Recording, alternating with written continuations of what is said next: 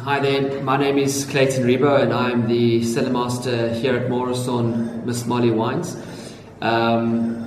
Here at Moreson we make a very small volume of red wines, of which the Pinotage is our largest volume.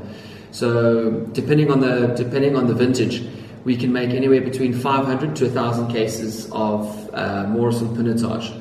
For the last 20 years, this wine has been produced from a single vineyard that is grown in Stellenbosch. Sadly though, this year the vineyard was uprooted and our last vintage of the wine will be the 2019.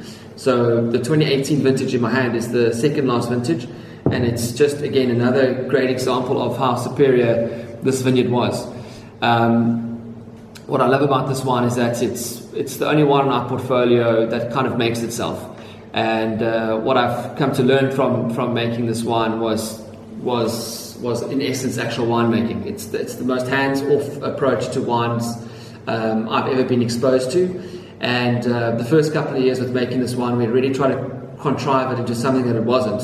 And after a couple of years, we learned that the best wines were made by essentially just crushing them, leaving them to do what they do, pressing it off, putting it in a barrel and bottling it. So although they are outstanding wines year on year, we can, as a wine production team, can hardly have any credit for the wine other than the fact that we are really meticulous when it comes to our processes and getting it through the winery into bottle.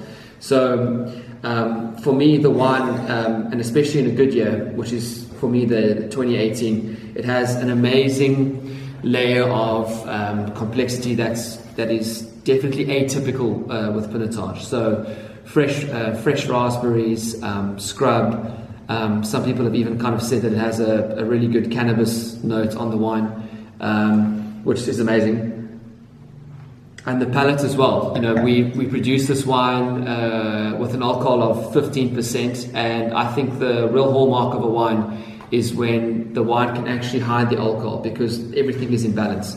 So, as I said, the wine is extremely easy to make. It's kind of ours, not to bugger up.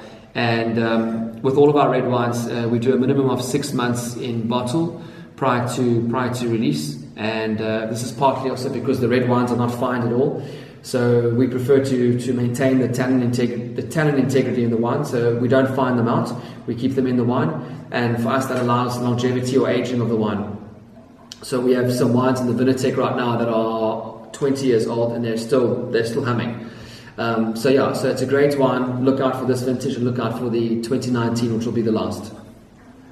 Clayton, sorry, just on the your oak regime and maturation on the wines, and also just the 2018, is something special that happened to the 2018 recently, was it? The award, or just should I say that? Yeah, of course. Okay. Informing. Right now. So the oaking program on the wine is always 30% new oak. That new oak is always light toast French oak barrels. We never use medium or heavy toast on the wine. And I think in the first couple of years we burnt our fingers a bit with using heavier toasted barrels, and we've just realized that with a wine with such amazing fruit profiles and such complexity that you actually need a very lighter or a blonde toast of oaking to kind of marry or merge the tannins with the flavors. The wine is also consistently rated as one of the top 10 Pinotages in the country, and I think as far as Pinotage goes, I would say with a very humble opinion that this is probably one of the best Pinotages in the world. And it recently was awarded the Prescient top 10 in the Pinotage report.